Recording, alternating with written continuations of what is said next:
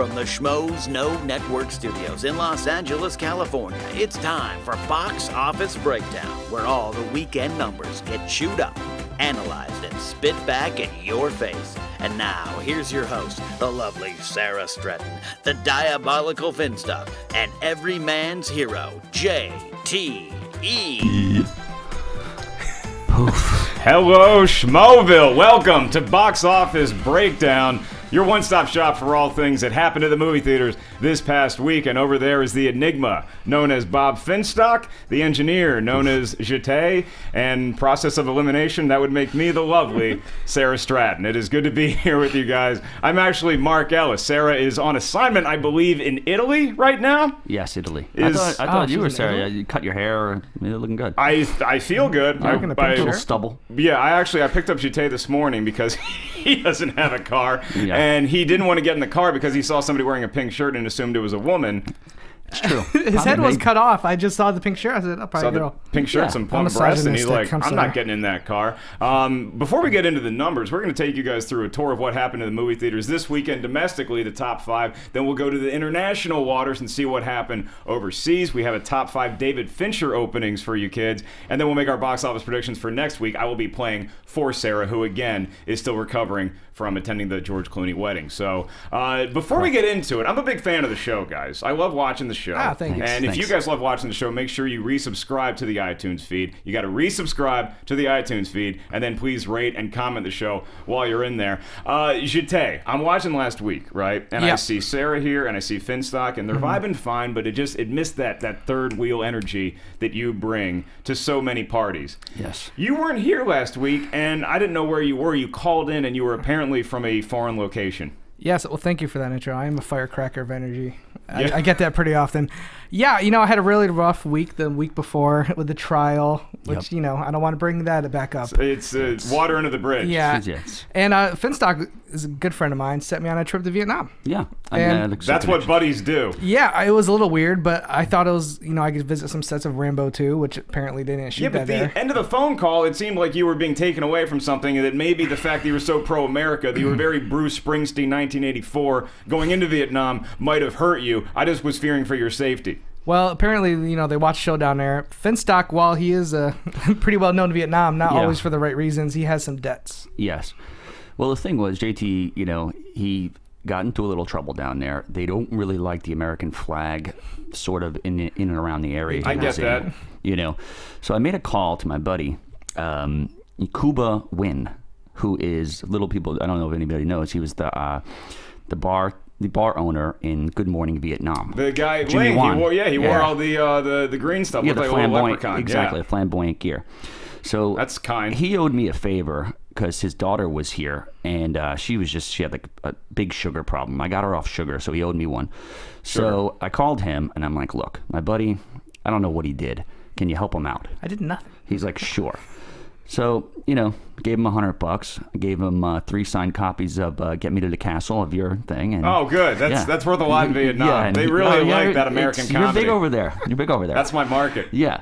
And, he got JT released. And, he's back, safe and sound, thank God. And he looks here to do the healthy show. as a horse. He's huge down there, too, by the way, that guy. Oh, he's really kidding? well known for that one movie. That's right, and not gay. Yeah, and not gay at all. He's just a good actor. Just flamboyant. Well, look, we're off to a rolling start. We found out that the guy from Good Morning Vietnam's not gay. We got to plug my CD, Get to the Castle. Yes. How about we get to the top 5 domestically at the box office, kids? Number 5 was The Maze Runner at $11.6 million. Just beating that at number 4 was The Box Trolls, $12.4 million. The Equalizer had no trouble hitting it at number 3, $19 million even.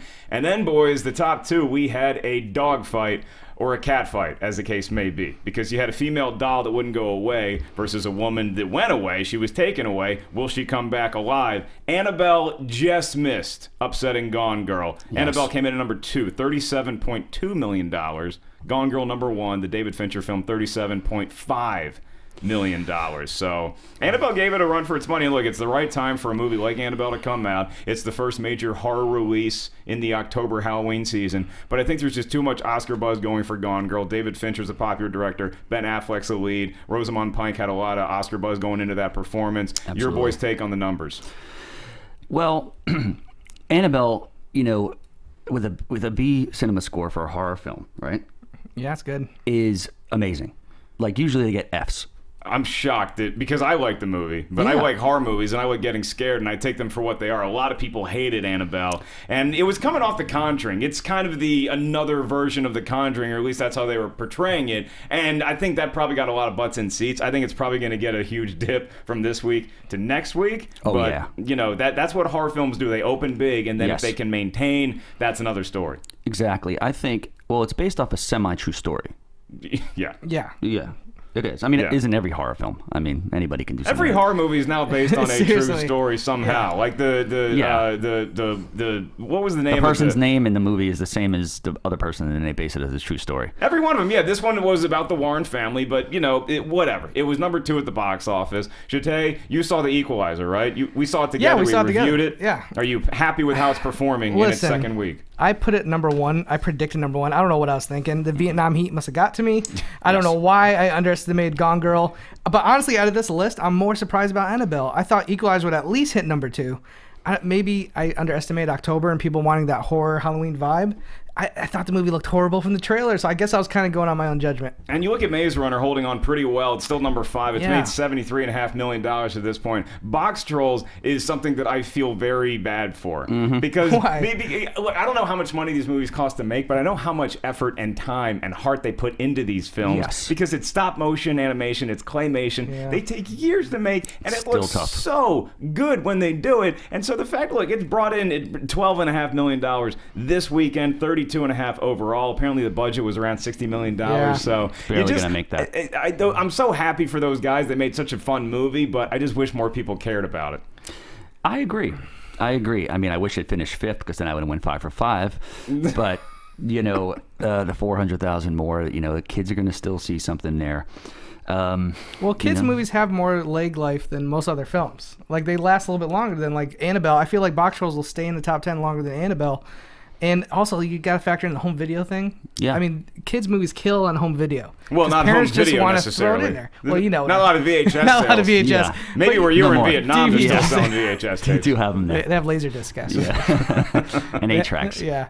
But yeah, I feel like, you know, I think they're going to make their money. I mean, yeah, 60 million's a big budget. They only made half here. But with international and home video and all that, it's going to be fine. And then we come to Gone Girl, which was the breadwinner for the weekend. Yeah. Is it the Oscar buzz that's doing this? Is it the fact that Ben Affleck is such a high-profile actor again, that he's Batman? Is it the fact that David Fincher's directing it? Why is Gone Girl the number 1 movie this weekend?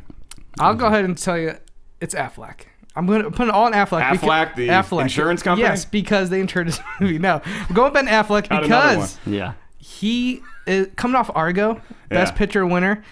Fincher's films have never opened like this. This is his highest grossing film, I think, opening-wise, since almost 10 years. Well, we're going to find out later on in the show when we do the top 5 David Fincher films at the box office. And you put the fact, you know, Argo was the Best Picture winner, and he just had a string of hits, and Batman. I mean, I'm giving all to him. I'm giving all the credit to Affleck. Finstock, do you agree with your engineer over here? Yeah, it was the right timing for the flick. I mean, you know, these people want these kind of like pseudo-erotic / like husband and wife thrillers, you know, and I think it lived up to that for the most part. Well, I know you have some problems with the movie, and I want to get into that a little bit later on in the show. Right. Affleck is not the only reason I think this movie opened big, though. I think that this was maybe the first film that had the big Oscar buzz going into it, and I think that people are starving for that kind of material. When you see that it was going up against Annabelle and The Maze Runner, and even something like The Equalizer, which was by all accounts a very good movie, it ain't getting Oscar buzz. So I think people are excited to see an award caliber movie. Can I just say something? Like, I think we live. No, you can't. No, we live in LA. Talked enough this show. We live in LA where, you know, Oscar buzz is a big deal out here. Yeah. But out everywhere else across normal America, I don't feel like everyone goes, oh, is the Oscar season starting? Oh, it's Oscar buzz time. It's just the old people and people in LA. It's not there. Yeah, it's not there I yet. think it's just Affleck. I think that's what brought the people in. Don't you think that the internet and a good trailer and social media and all these things bring those what used to be called the flyover states closer to what LA is now, and that they enjoy? My mom lives in Williamsburg, Virginia. We have 2 movie theaters there now, and she's excited to see Gone Girl so she can vote in her Oscar pool and win it again this year. She's won her Oscar pool 3 years in a row. My mom's an amazing lady. Mom is much hipper than my mom. That's what I'm finding out. The reason she doesn't use words like hip anymore. Yeah, exactly. I think the reason why Gone Girl made money is because guys like me went and seen it. I mean, I don't really see movies on their opening weekend, very rarely. I was down in Palm Springs and with a lady friend of mine, and we went and seen Gone Girl because it was the thing to do, and we both wanted to see it. Odd movie to bring a date to. Yeah, seriously. I mean, it's Movie to bring a you date set the to. tone really quickly with a relationship, when you go see a movie like Gone Girl. Yeah, well, it did fairly well internationally as well. It opened to 24.6 million in 39 international markets. Dracula Untold, which is not in theaters yet here, it opens this weekend. It already opened internationally, and it's made $21 million from foreign market. You know where it's killing? Where? Mexico. Of course it is. Yeah, I get the Mexican people love them some vampires. Hey, From Dusk Till Dawn. I was about to say, Yeah. do you think it's a sequel to Took From place Dusk Till Dawn? south of the border. It made $5 million their opening weekend. Annabelle opened pretty strong internationally as well. The number one American movie in China right now. It stars Planet of Liam the Neeson. It stars Liam Neeson. Oh, Walk Among Tombstones. No, Non-Stop Really? is the number one movie in China. What? It's Wow. American. It's Yeah. just opening right now? Yeah, there's a Chinese film that's doing better, but Non-Stop and What Rise of the Planet of the Apes are doing pretty well over What's there. what's the title to it in China? I'm not sure what the title is. That's you're the guy that we go Yeah, to for I that. know. Which, by the way, these numbers, by the way, are courtesy of Box Office Mojo. BoxOfficeMojo.com is one of the best websites you can possibly go to. Going to my point to counter Chate earlier is that people have access to BoxOfficeMojo.com Yes. everywhere around the world, and they can look at these numbers and have fun analyzing it. Then obviously listen to Box Office Breakdown to get the recap. Now, Finstock, one of my favorite games that you guys play on this show Yes. is you do the international movie. What is it? The titles. Bizarre foreign movie titles. Yes, for American movies. So we're gonna play today. Yes, because and I'm your special guest host. Right, and there's there's going to be 4 choices. Okay. And one is going to be made up. You have to call. Only made up. one's made up. Only one is made up. Ooh, this is gonna be tough. I'm Yes. ready. I missed this last week. I'm All ready. right. Yes, this is the new way we got it. We took some YouTube comments and they wanted 4 instead of 3, and we've listened to it. We like to so please the whoever fans. put that on the comment, I don't remember your name, but good advice, and we like that stuff. And thank you very much commenting. for commenting Yes. on Box Office Breakdown. You can catch it on YouTube on the SK Podcast. I am just full of plugs today. Yes. Subscribe to that channel. Subscribe Perfect. to Schmoes No. Subscribe to everything on YouTube. So let's do it. Hit me. I'll say Batman and Robin. In China, it's called "Come to My Cave and Wear This Rubber Codpiece, Cute Boy." Okay. Okay. So starting off with a bang. Wow. Interview with a Vampire. So, you're a lawyer. That's real. I think that's real. Dumb and Dumber. 2 losers do loser things and kill a fat guy. And then one more. Never Been Kissed. It's called Because You're Ugly. Because it's almost like they answered the title. I think that you're a very creative person. It's got to be the first So one. I give you a lot of leeway with Yeah. coming up with these titles, because if it's a fake title, you and your brain have to come up with something that sounds like it's real. Absolutely. So I give you a lot of credit on 2 out of those 3. However, I thought you got a little cocky with the first one. Anything that has a sexual undertone to it is probably the one Finstock made up. Yeah, I'm going to say A is the one that you made up. Which would be Batman and Robin come into my cave and wear this rubber codpiece, cute boy. Yeah. I wish I could have made that up. No, are you kidding? I wish I could have made that up. I Shut seen up. that and I was like, this is it. I want to let our listeners and viewers know Hold there's like a on. 30% chance he's making all of these Yeah. up. Just so you guys know, Are you our telling me that relationship was with the Finstock, title? he's not always exactly truthful. If he was Pinocchio, his nose wouldn't fit in the studio. It's semi-real talk. That's my hashtag, semi-real talk. So Batman and All Robin right. was the real one. Interview with the Vampire was a real title. Yes. Okay. And then it's between Dumb and Dumber and Never Been Kissed. I'm going to say Never Been Kissed. I'll say Dumb and Dumber. Dumb and Dumber is what I made up. 2 losers do loser things and kill a fat guy. That sounds What? so right in their wheelhouse. It's totally made up. Totally made up. So that Batman and Robin, what are they going into the movie thinking they're about to watch? And Probably they see crazy. Batman and Robin Probably over some there. like twink porn or something. Oh my god. That was the best game that you could possibly play on a Monday. Hilarious. The international films, guess which one is not real? I got some fun trivia for you kids as well. Now that we're talking about October movies, right? Because you always think October movies, the horror ones are going to really crush it. Do you know what the biggest opening in October history is? The biggest opening weekend in October. There's 3 horror films in the top 10. I would say maybe Halloween. I'm thinking it's like a kids movie or something. No, unfortunately, you got to really adjust for inflation here too. Because Yeah, true. Oh, I know. yeah. The Exorcist? That's a great guess. It's Home the Alone. greatest horror movie of all time. It is not Home Alone. I don't think that opened in October, but Okay, I know appreciate that. you being here. Gravity, $55 million. Wow. Gravity What? opened It was big. this time this and year, I think Gravity had the same kind of pull that Gone Girl had in relation to Oscar buzz. Is that it was one of the first major movies to open that they thought this could be an Academy Award, and I want to be the first person on my block to see it. But it also had Bullock and Clooney. Yeah, of Huge course. star In pull. space. She was They're kinda coming off famous. her Oscar win. I haven't seen it. I have And like it's a- in space. Every I American have a loves space. I have a space phobia. I can't deal with space. That movie made me want to be an astronaut. I feel like I could handle that pressure. If I'm going to have very a well. phobia, I want it to be space because that's probably one place I'm not going to go. I have the it's- same phobia as Spielberg. He has a space kind of phobia as well. Well, he's making the wrong kind of movies to have a phobia like Well, that. it's like vast terrain phobia. That's not true. All the aliens in his movies come to Earth. That's He right. very Yes. rarely goes out there. Steven Spielberg does not play away games. He does Remember, not play remember in away. the Temple of Doom when they're crossing that like bridge? I do. Of course. He wouldn't film on it, so Harrison Ford would run across it like crazy maniac. He'd have to drive like 5 miles out of the way because he was too scared of the terrain and the open space. It's pretty interesting. Spielberg's same phobia as me. He doesn't like that drop off. He's got a good All of beard, that too. while teaching Kate Catshaw how to scream. Absolutely. Incredible. So you got 3 movies in the top 10 that opened in October that were horror movies. Gravity knocked out Paranormal Activity 3, which was the all-time favorite, $52 million. Paranormal Activity 2, and The Grudge Ooh. Ooh, the are I like, the, also I like The Grudge. in the top 10. People kind of forget about The Grudge now. Yeah. But you remember that kid with the mouth and it Yeah. opened really Yeah, big? yeah, It was yeah. Sarah Michelle Gellar. It's kind of creepy, yeah. But I want to get into our top 5 list now, and I know that Finstock's very excited about this because we're going to be talking about David Fincher.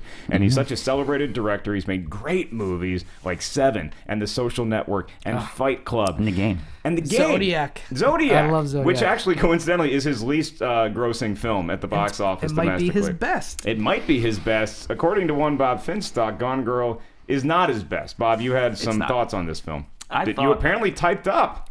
Yeah, well, Wow. this is... Oh, no, this, yeah, no. Did this you is write just an something angry else. letter to Gone Girl? This is my grocery list for later. Vodka, Dear sir, ma'am. Yeah. Eggs, cereal, vodka, vodka. a couple other things. Prolific. Fireworks. I felt like this movie was like an elevated version of like an old James Spader Cinemax movie Oh, with a better director. Wow, James Spader. I mean, like Scorned or something like that with Shannon Tweed and just the other things that used to come on these, in Cinemax back in the day. My parents got Cinemax. Oh, yeah. I gotta say, I thought this movie, you could get rid of 20 minutes and you could still tell a storyline. It's what happens when an author writes the screenplay, which is very rare. I don't know. I thought the jokes were a little awkward. Tyler Perry did a great job. I thought if anybody deserves an Oscar, it'd probably be the woman who played Ben Affleck's sister. She was great. Oh, the She twin was sister? great. Yep. She was great. I thought all the performances were fantastic. You know, Affleck was a little wooden to me.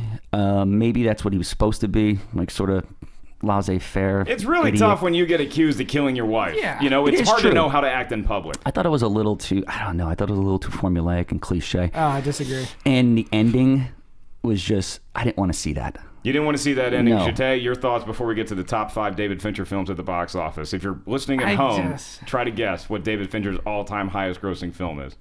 I gotta disagree just with basically everything Finstock just said. I thought the movie was very unformulaic. It was I was not sure where it was gonna go. I can understand maybe you didn't like the turns it made, Yeah. but I think Affleck did a great performance because you really kind of, the way you feel about him changed throughout the movie. And I think the way even Fincher presented it was pretty masterful. I'm to not be saying honest it's a with you. horrible movie. I think I'm it's just one of the saying- best movies of the year. I'm don't- on the fence between both you guys, where I'm going to lean more towards Chate that I really liked the movie. There were some cartoony, spoofy elements that I Right. thought maybe Leslie Nielsen's going to show up in the next scene. That's but what I thought. I think maybe No. the movie wanted to do that a little bit too, and it was having a little bit of fun with that stuff. So. Well, when he's looking in the mirror and he says, my wife's a killer and things like that, he should have went down to that interview and said exactly Well, that. be careful. Okay. Spoilers. Yeah. Yes. We're not going to spoil Okay, the yeah, movie no for spoilers. anybody. Here's what we are going to spoil is the top 5 David Fincher films at the box office of all time. This is not just his opening. This is the all-time gross, according to the guy known as David Fincher. Number 5 is Panic Room, and thank God it's there because it edged out Alien 3. Panic Room is number 5, $96 million, just ahead of Panic Room. The Social Network. Nice. Yes. But Great movie. it's Great shocking movie. that did not crack $100 million domestically. Yeah, when you got Facebook is like your main thing. Well, it made 127 overseas. Did it really? Yeah. Well, Japanese and Chinese love Facebook and stuff, so they go for that stuff. What was the name of the movie? I click on your relationship status. It was called The Anti-Social Network. Number 3 is Seven. That one cracked $100 million, just barely. Yeah. It only opened to $13 million. When Seven came out, $13 million, and Brad Pitt wasn't the star he wasn't was the star today, but that movie got such word of mouth, and I think that people started hearing about this line, what's in the box? Oh, yeah. And everybody went to the movie to see what's in the box. It was like The Sixth Sense. When that came out, everyone said, you got to see it because of the ending. Everyone, same thing with Seven. It was Sixth Sense. That was before Kevin Sixth Sense. Spacey's tour de force, in my opinion. Then he just banked off that and did American Beauty. Oh man, it's gonna fantastic be film. I don't see Gone Girl getting up there with his top 2 though. Top 2 is $102 million. The Girl with the Dragon Tattoo. Really? It made that much money? Obviously, source material also based on a much more popular novel, I think, than Gone Girl was. Yep. That was Skarsgård's movie. You think so? Skarsgård? Yeah, he was great. But Rooney Mara was fantastic as well. I mean, James Bond wasn't bad either. Full frontal female nudity is always a plus, especially when Fincher does it. Yeah, and Rooney Mara just killed it. And she was hot in that. And that got chicks ain't even my type. That movie, according to this, only opened to $12 million as well. I can't believe that. That might have been. They might have had a staggered release. How much or something, did it end but with? $102 million. So man. number 1 is shocking to me. Number 1, the highest grossing David Fincher film domestically of all time. Can we guess? Sure. Curious Case? The Curious Case of Benjamin Button. Is that the number 1? A man ages backwards and dies as a very old baby, and it made $127 million. It is number 1. Wow. Brad Pitt. That's what I'm putting it That's on. when Brad Pitt's a star. Yeah, he's huge at that point. He doesn't need Morgan Freeman and Kevin also Spacey made with him. Tanash B. Henson a star too. Was she in that movie? Yeah, she was the mom or something. Man, Caretaker or something. The reason caretaker, we yeah. have you on this show, Finstock. Wow, so it is Curious Case. How I'm surprised. But I mean, the movies that his better movies to me were The Game, Fight Club, Zodiac. I mean, obviously they didn't make the money, but it's Fight interesting Club's when you not look in at there. Fight Club. Is that Fight Club is second only to Zodiac at the below totem pole. It's like Zodiac is the least grossing. Fight Club is the second one. It made $37 million domestically. It opened to $11 million. That movie has kind of had like a Shawshank Redemption kind of redemption. Like Yeah. that movie made no money in the box office, but it's beloved by everybody. I feel the same way about there's Fight Club. merchandise everywhere. That movie probably did crazy on DVD. Yeah, we're recording to Jeté on home video. Yes. It did very Home well video. on VHS. the You can get it on Betamax. VHS if you want. I think I got that on Divx. I got Fight Club at Circuit City on Divx. Let's shift gears a little bit and go to Ben Affleck's movies. Now, Ben Affleck, he's getting up in the $200 million range, at least for his top film. So can either of you experts on this panel guess, and you at home play along, what is Ben Affleck's top grossing movie I think I know it. domestically? I'm going to say the Michael Bay asteroid film, Armageddon. Finstock? Unfortunately, it's probably, you know what? It's probably Pearl Harbor, but I'm gonna go with Good Will Hunting.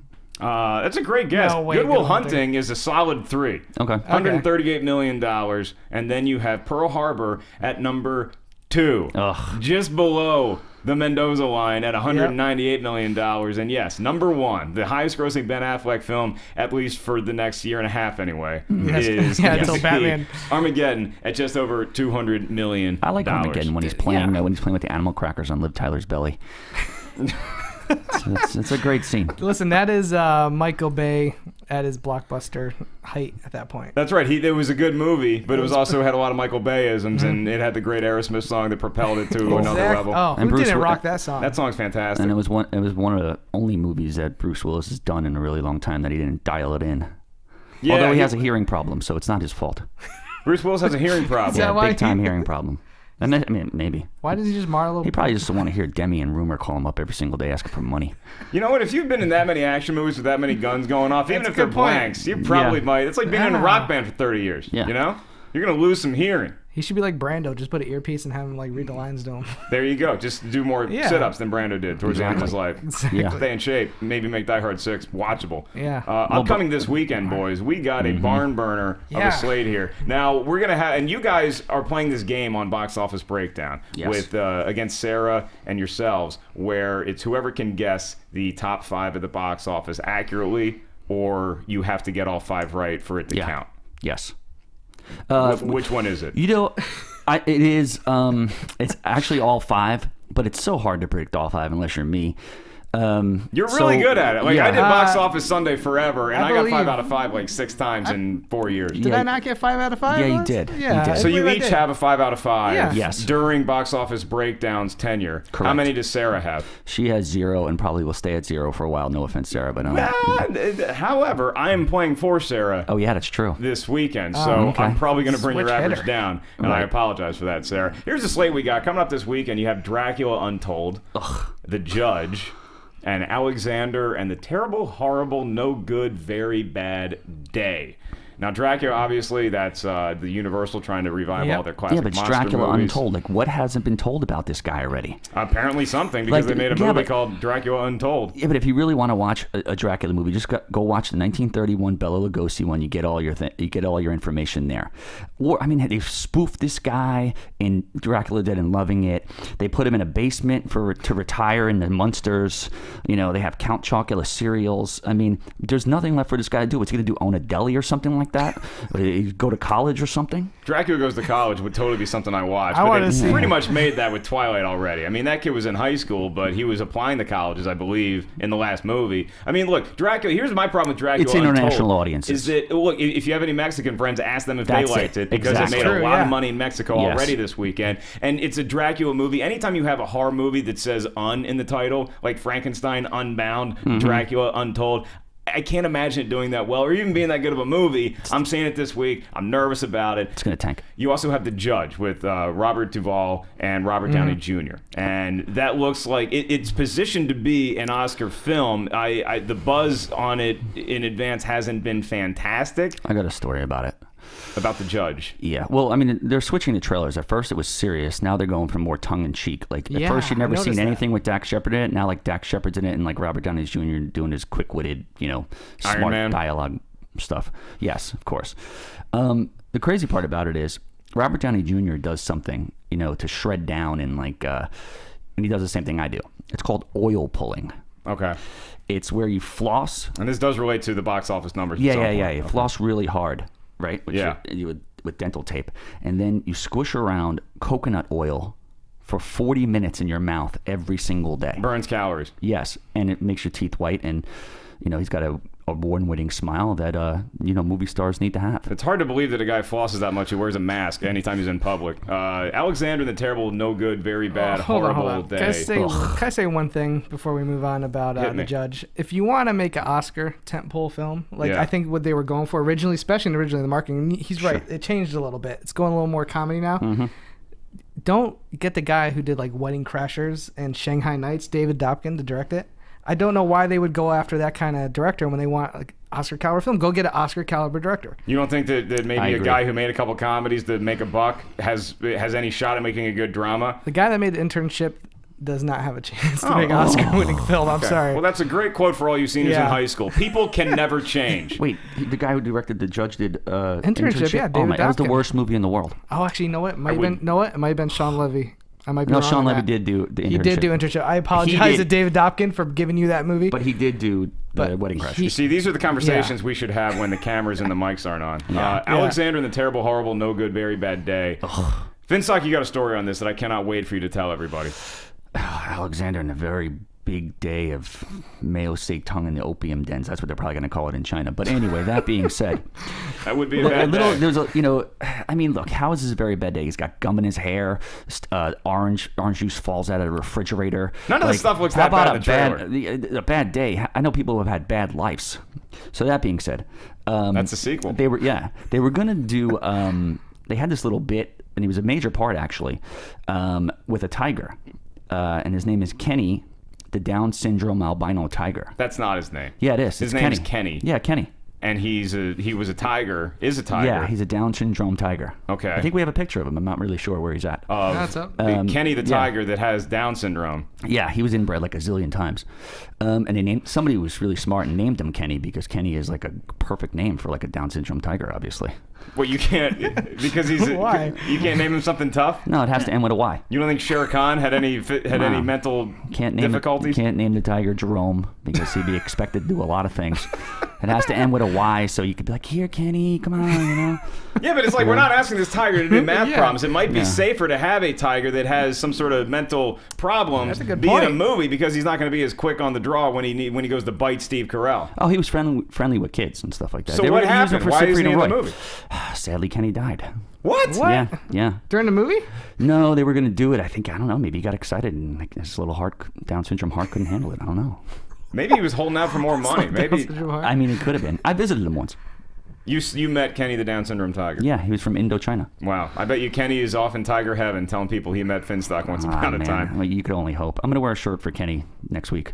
That's good. That's Yeah. good. All the problems in the world. Let's make sure we support a tiger that had Down syndrome that, by the way, is already dead. Yeah. So sadly. we cannot bring him back to life unless Dracula Untold gives him a bite on He the had neck. great teeth too. Like they were like, like they weren't great. Which of these movies do you think, tiger hygiene aside, which of these movies do you think is going to be the best at the box office? That'll lead us into the prediction portion of the show, which I'm nervous about because I'm playing for Sarah, so I want her to do well. She went 1 out of 5 last week. And again, this is how tough the box office can be, is that you just miss one movie, and then all of a sudden it snowballs, and you have no movies correct or one movie right. She got Gone Girl at the top. Everything else just became a disaster. So, Bob, you won last week. Yes. You won this week's predictions. Yes, but you didn't get 5 out of 5. I had 3 of 5. Solid number for you. Maybe that's what Yeah. you guys should do from now on. It's just between the 3 of you, whoever gets the most right gets a point. Yeah, because I want to see Sarah wearing the mask ASAP. So if I keep winning, which I probably will, she's going to wear the mask. Put a lot of pressure on me to do my top 5. All right, then let's start with you, Mr. Finstock. What do you think is the top 5 of the box office this coming weekend? You know, this is a really, really tough week. Last week was not particularly hard. I only missed going 5 for 5 by $400,000. It's a tough pill to swallow. Yeah. We've all been there. You know, unfortunately, and you know, even without the presence of Kenny the tiger, You're really taking this hard, man. I think Alexander and the stupid days off or whatever is gonna possibly eke out Gone Girl by, I'm talking hundreds of thousands of dollars here, maybe even less. Disney is a juggernaut, and they know how to fudge numbers, and they'll go pay people in middle America to go see stuff. I think maybe people might go see it just out of support for Kenny, and I think Kenny would have well, wanted them hopefully to see now the they do. movie. I can't stand Steve Carell. So I don't you like got his hair. I don't like his So face. you like the tiger that was in the movie. You hate Steve Carell, who is in the film. You got Alexander at 1. You got Gone Girl at 2. What rounds out your top 5? Gone Girl number 2, obviously. My oil pulling buddy Robert Downey Jr. I think he pulls in with 3 at about 18 million. It's going to be really, really tight. I could go 0. I could go over 5, or I could go 5 for 5. I'm going to go with the scary doll that's in a box, Annabelle. Mm-hmm. And let's go with my buddy Denzel Washington again at number 5. He sticks there. Although I was thinking about Left Behind, because I heard a great story about him, and it's going to Nicolas Cage, where he Jate, what is your top 5? What do you got for the top 5 this week? We're gonna leave that story behind. Number 1. That story went the way of Kenny. It sure did. poor Kenny. I made the mistake of not choosing Gone Girl number 1 last week. Big mistake. I am not gonna make that mistake again. Oh, good. You're going to be a week late for life from now on. No, I think the word of mouth. Everyone I've talked to has basically loved the movie except for this guy. Yeah. I'm gonna keep it at number 1 because I have no faith in Dracula. And I will put Dracula number 2 just because I think the horror audience, and it does have that big budget kind of like summer feel to it. Why are you almost. pointing at me? I'm not championing No, this I'm movie. just saying. I don't need Dracula in the top 5. You don't even have it in the top 5. No, we didn't. Okay, so you got- I got Gone Girl, Dracula. Yeah. Then I'm gonna go Alexander. Okay. And that's gonna kick Box Trolls off the top 5 because Okay. all the kids are seeing that. Number 4, Annabelle. I think Dracula's gonna take a little bit away from it, but still, it's The Conjuring. It's gonna ride that train. And I'm sorry, I can't put the Judge in top 5. I'm going Equalizer, number 5, Denzel. Wow. I think okay. the Judge is gonna crash Do you and want burn me to? Do you bad. want me to win? Neither one of you guys are going to win. Sarah's going to Listen. win, and I'll tell you why. Because Go Sarah ahead. is going to have Alexander at number 1 no. because it's a family movie, and families just get freaked out by box trolls. I love the box trolls, but families are just not going out to see it in droves. They will go see Alexander. It's going to be a very popular movie. It's going to knock Gone Girl out of the top spot. And then Disagree. I'm going to have... It gets tough. I'm going to say Dracula edges out wow. Annabelle. Wow. And then I have The Judge and The Equalizer. Wait, so it's Gone Girl? I got Gone Girl at Okay. 2. Oh, 2. Okay. Alexander's 1, Gone Girl's 2, Dracula's 3, The Annabelle is 4, and Judge is going to be 5, and then I guess Equalizer gets I knocked watch out. Box Office Sunday every week when you and Christian hosted it. I used to host Box Office Sunday back in the late 60s. I feel pretty confident that your track record speaks for itself. Yeah, true. I mean, why do you guys think that Dracula is going to be in the top 5? It was produced by Michael DeLuca, so he's great because it's Boogie Nights, but still. See the ads for it on TV. It's Halloween. It's Dracula. Yeah, but who's Luke Evans? He's playing Dracula. You know? They should bring back Al Lewis from the Munsters. I mean, it has a big budget look to it, and I think that's going to draw some of the big budget. I think there's too many other big budget movies there, and Annabelle's going to blow it out, and then Gone Girl's going to have their audience as well. Well, there are your predictions, ladies and gentlemen. As always, make sure you guys check out the fan page for Box Office Breakdown on Facebook. Like and be a part of this incredible community that involves beard masks, backward hats, and really attractive lead hosts. Yes. Yeah, Sarah, she should be back next week, everybody. Yeah. She will be back next week, yeah. But she, you don't know if she's actually in Italy or not because she doesn't do social media, apparently. She's not. You didn't send her to Vietnam, did you? I don't even have her phone number. I have to like creep by. I don't know if she window. has. She doesn't do Twitter. She doesn't do Instagram. Hopefully we get to see some slides of your trip to Italy. I think there's something about Sarah that we don't know. She's like an international. Something's going on with her. Yeah. I'm not even sure she's there. She's probably in like El Segundo or something. Hey, just save some of that H for us, sweetheart. Make sure you guys rate and comment this show on iTunes. And like I said at the top of the show, resubscribe to the iTunes feed, and you can always watch the show on YouTube if you subscribe to SK Podcast. And while you're there, subscribe to the Schmoes Know podcast, subscribe to the Schmoes Know main channel, and our show is going to return with me and Christian together at the helm, or at least me this week. Christian is actually going to be on assignment this week. Wow. So I'll be running the ship this Thursday, the Schmoes Know movie show, 6 to 8 p.m. PST live. Come on in. Yeah. Tell more Tiger with Down syndrome stories. Yes. We cannot wait for that. On behalf of Mr. Finstock and Mr. the Engineer, I am Mark Ellis, guest hosting for Sarah Stratton. Thank you guys very much for watching Box Office Breakdown. We'll see you at the movies next week. Poof. Keep watching those numbers.